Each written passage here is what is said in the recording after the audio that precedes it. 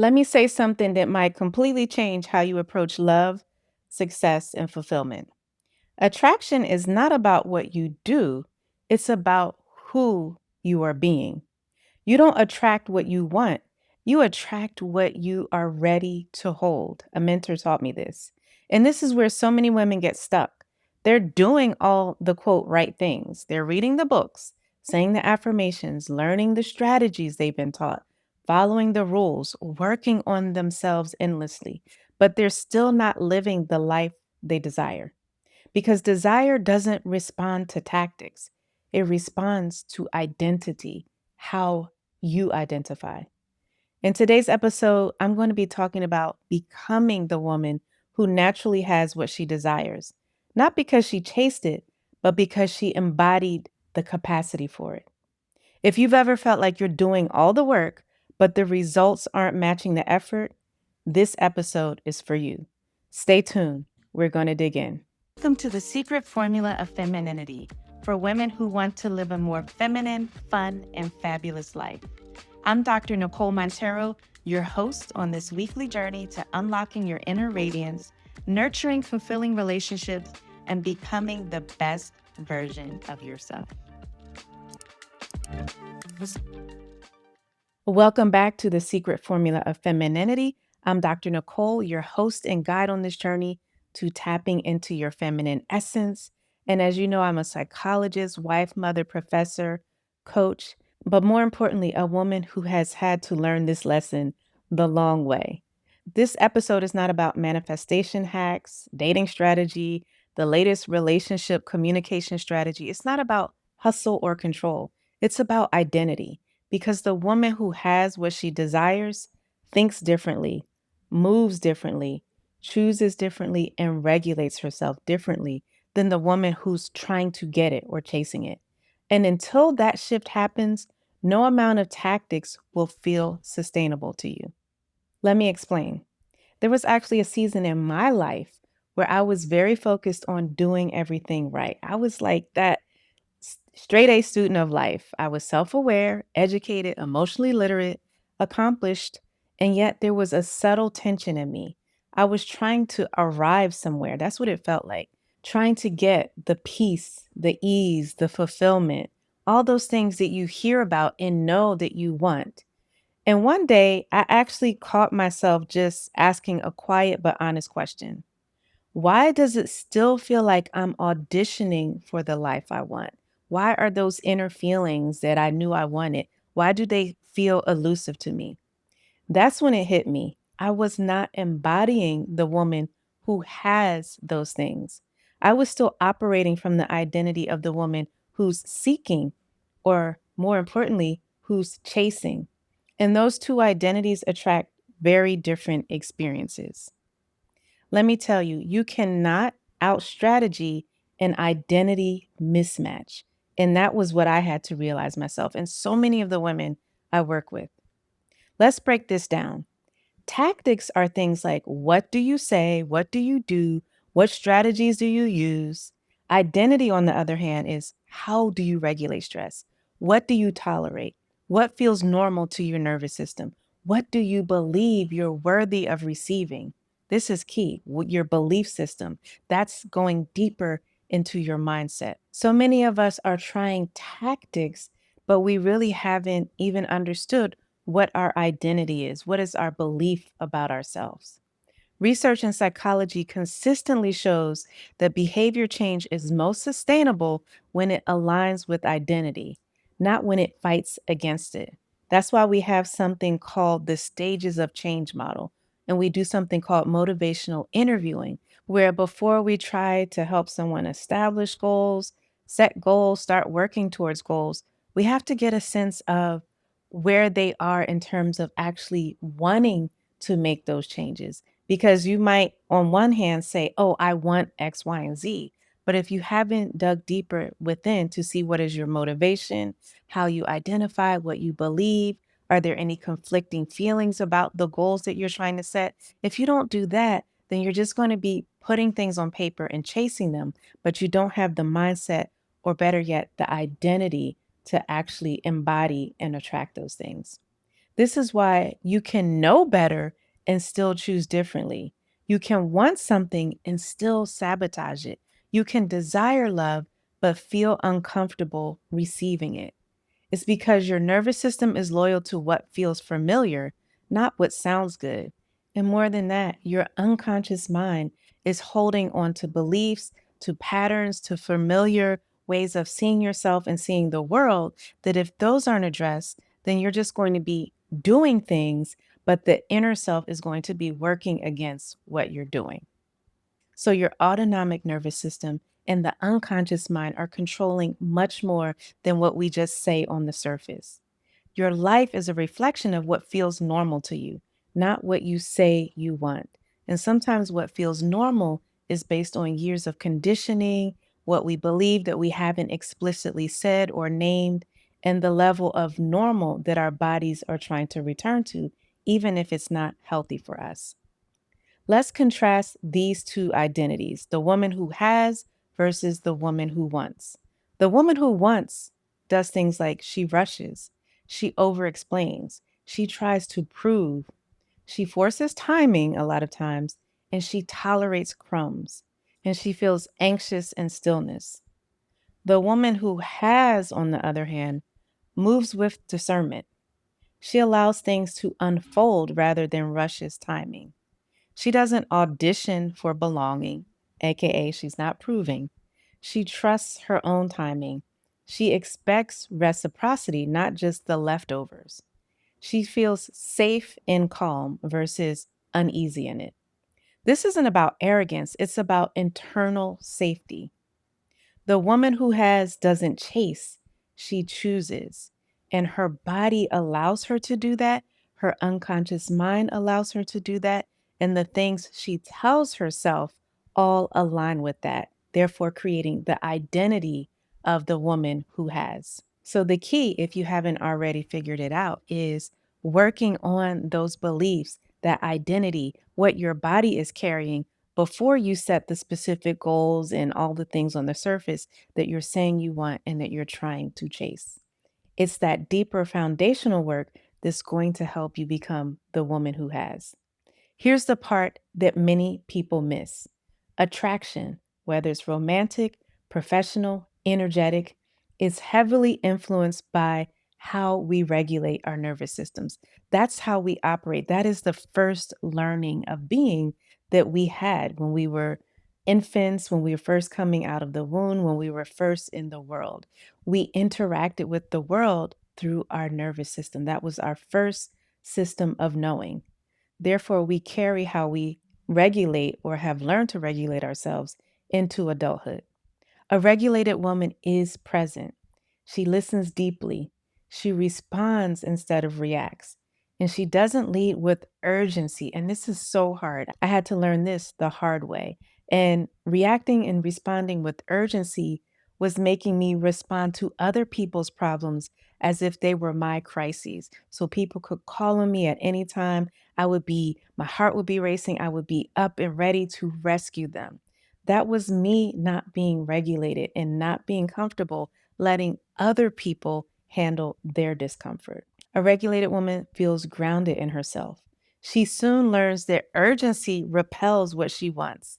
Calm invites what she wants. It allows her the time and the space to truly consider and have that discernment.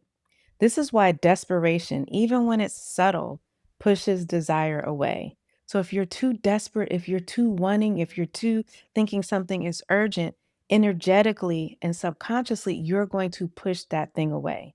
Not because wanting is wrong, there is nothing wrong with desiring, but because desire needs space to move towards you. It doesn't respond to urgency. If what you want requires you to abandon yourself, you're not ready to hold it yet. You need to be able to hold space for both. Just like in relationships, I say we need both closeness and intimacy and connection, as well as separation and individuation and being our own person outside of that relationship. It's the same with what you desire. You need to be able to hold space for yourself and not abandon yourself in order to get that thing. And this all leads to us learning the importance of becoming before receiving. You know, I talk a lot about receiving as part of feminine energy? Well, every desire asks a question. Who must you become to sustain me? Not attract me, not get me, but actually sustain me.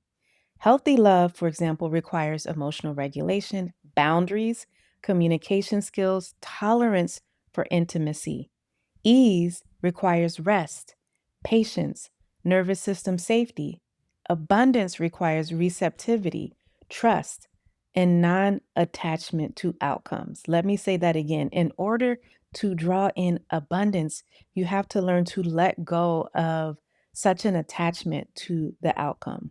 You don't rise to the level of your goals, you fall to the level of your identity. So your identity is like the floor. Whatever that is, that's the lowest point. That's what you're going to fall to.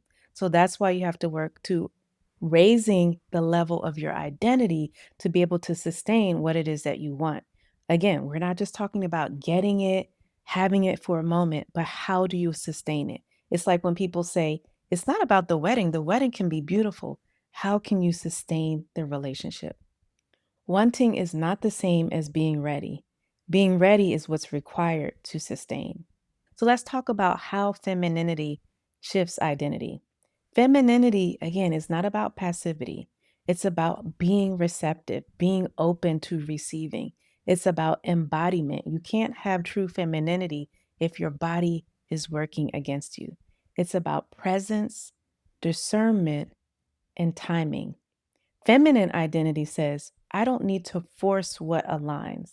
You know, those phrases that you see going around every new year, it says, hustle, no, like a line through it, align, yes. We're working towards alignment, things fitting together effortlessly. It says, I trust what's meant for me to meet me. I choose from wholeness, not hunger. Let me say that again. When you're already whole, you're not desperate. You're not choosing from a place of, I need this to fill this void or this hunger. This is why feminine women often appear magnetic. And it's not really because they're doing less. What they're doing less of is they're over, and it's not really because they're doing less. They're just over functioning less. So many of us have learned to over function that when we're not doing that, we're like, oh my God, what's missing here? Magnetism is actually very different than what we think of it.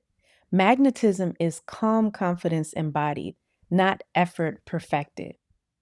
So let me say that again because many of us have it twisted. Magnetism is calm confidence embodied, not effort perfected. So many people think you have to be perfect, that is the definition of being magnetic or confident, but it's really about that calm confidence that's also matched in your body. So how do you actually do this? Let's get into some Q&A so I can answer your practical questions. Question one is, how do I shift identity without pretending? This is so normal, this question. I get this a lot, even when it comes to reframing your thinking, which is part of what shifting this identity is about. Many people feel like it's fake, it's not real, it's not really how they feel. But what they don't understand is that you have to start with small, consistent, embodied choices, not just affirmations that you're expected to believe. You have to get all parts of you on board. So that's what you think, that's examining what you feel, but it's also what you do with your body. It's many of those techniques we talk about, breath work, grounding yourself, choosing a routine that calms you and centers you rather than puts you into rush mode. It's the small decisions and choices that you make that will start to help you shift your identity, that will start to help you shift your identity. Question two is, what if I want something badly? Oh, there is nothing wrong with that. That is beautiful, my love. Desire is human. Urgency, though, is where we get off track. That is more on the lines of nervous system dysregulation. There's a part of you that feels unsafe, that you're not going to be able to get that thing, and it feels threatening to not be able to get your desired outcome. And you're so attached to it that sometimes the urgency gets confused with desire. Desire says, I really want this thing, but I'm okay if I don't get it in this specific timing.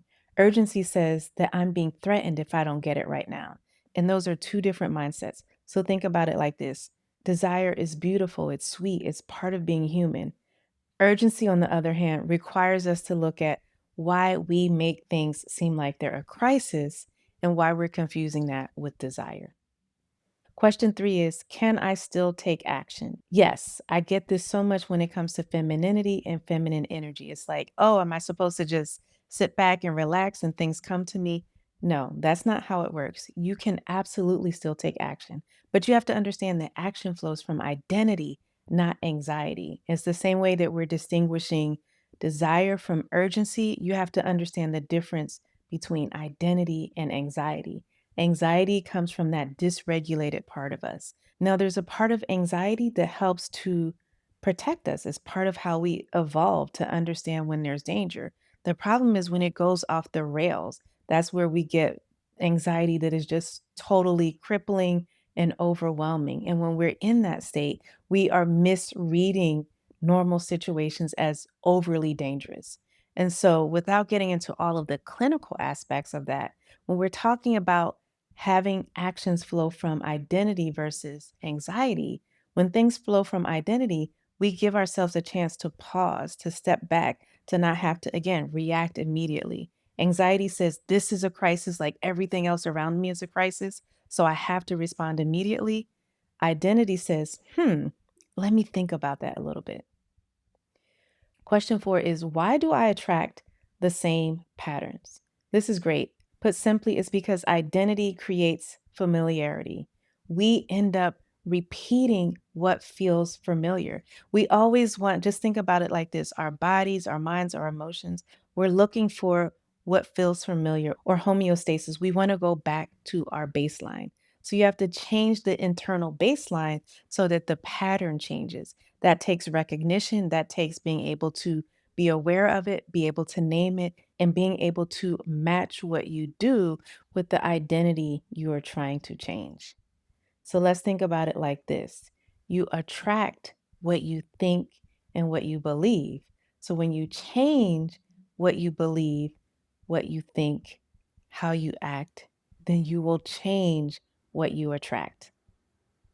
So I think there's so much power in the questions that we ask, because the questions we ask will determine where we seek the answers and the answers that come to us. So I always ask women, instead of asking, how do I get what I want? The better question is, who do I need to become? What would feel normal? What would she tolerate or not? How would she move through uncertainty? Identity helps to answer these questions automatically.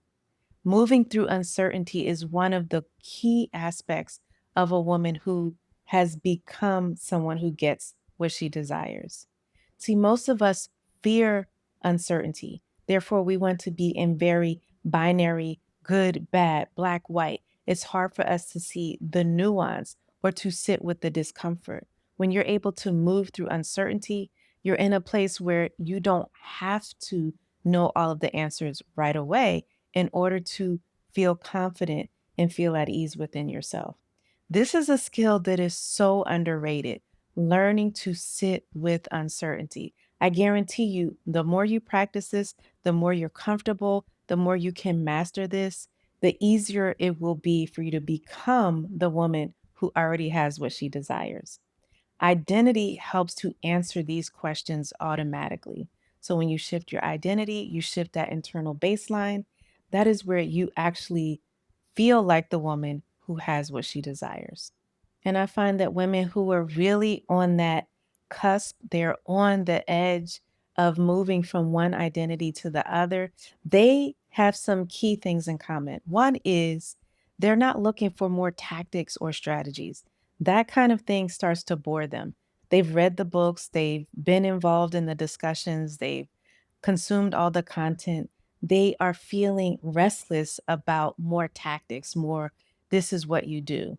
They're looking for integration. That's where you connect all of these things, what you're doing in your body, what you're doing through your nervous system, what you're telling yourself consciously, what you're believing unconsciously, how your subconscious mind is bringing these all together. So they're looking for more integration. That's where you're bringing things together, not just looking at individual parts. They even get bored with all the arguments about, is this right or is that right? They're looking for a way to understand what aligns with them and how they can feel at ease regardless of what is going on with them. And it's so interesting. So much of my early work has been about helping women to feel grounded and centered, even in the midst of chaos. And that is so important, especially with all this going on in the world. We're being pulled in so many different directions, no matter what your beliefs are. We're in such a polarized state of being right now that's asking us to always choose between this and that. And so that part of identity where you become the woman who can sit with uncertainty. You can be okay with people not understanding you completely. You're not trying to over explain or over prove. You're okay with the uncertainty that you might feel in the moment because you know that not everything is urgent, even though everyone's trying to tell you it is. But you're okay also with the uncertainty of not pleasing everybody.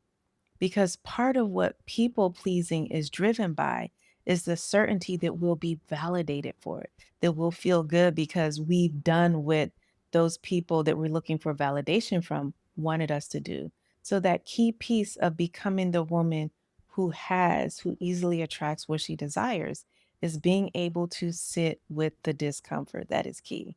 And I found that so many women believe that you have to go through so many struggles to get to this place, that it has to be when you're in your 50s and 60s and at an older stage where you finally get these lessons.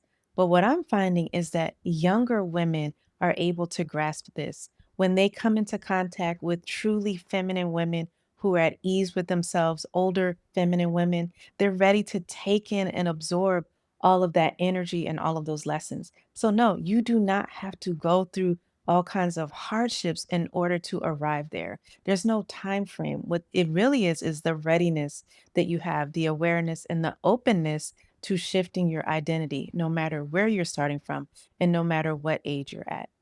One key test of you being ready to go into this stage of becoming and shifting your identity is when you're ready to stop externalizing everything.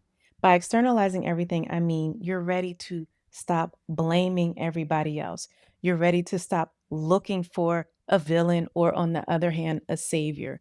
You're ready to stop feeling jealous and envious because you see another woman who's in her state of becoming. You're ready to take inspiration instead of being angry and bitter. Those are all signs that you're in a place of the next stage of becoming. And when you can tap into those feelings within yourself, even those uncomfortable feelings that you recognize within yourself, if you notice, okay, I'm getting jealous, I'm feeling bitter, I'm getting mad at someone for no reason, that's a good thing because you're aware that you're shifting into the next stage. The next stage says, I can be truly happy for someone else, even if they have that thing that I desire, because I know it's about the timing. It's about we each have our own journey. It's about the alignment and when it's supposed to happen for us individually. So that is a sign that you're really being grounded in who you are as a woman. Feminine energy says that what's for you is for you. You don't have to compete. You don't have to try to be bitter. You don't have to take from another woman's or another person's shine in order to have yours. Let me tell you, if this at all resonated with you, it's likely because you're not looking for more tactics. You're ready for that integration. You're ready for that identity shift. And that is exactly the tone of what we do in the Boundaries to Bliss Society, my inner circle community. We focus on how to regulate your nervous system, how to communicate, how boundaries are an aspect of your embodiment, how what feminine leadership looks like, what it looks like to be in a healthy relationship when you're truly in tune with yourself, and how to become the woman who can hold what she desires. It's not about fixing yourself or what's wrong. It's about stabilizing the version of you who no longer chases, who attracts, who holds, and who sustains. So if you're interested in the Boundaries to Bliss Society, you can find the link in the show notes. I want to leave you with this. Becoming the woman who has what she desires is not about striving harder. right? There's a part of us that always wants to strive. I think it's a human desire, but we have to be okay, especially our feminine power says that our being in the moment, being in the present is just as powerful. Becoming the woman who has what she desires is really about settling into who you are already becoming. When your identity shifts, attraction follows because attraction is not what you do, it's who you are. So I want you to remember when you learn to stay rooted, you learn to stay regulated, you learn to stay intentional within yourself, it's inevitable that you're going to become the woman who already has what she desires. If this episode touched you, make sure you share it with a woman who's on her journey of becoming and attracting and being the woman who has what she desires. Thank you so much for joining. Until next time, stay intentional about who you are and who you're becoming. I'll see you in the next episode. I'm Dr. Nicole.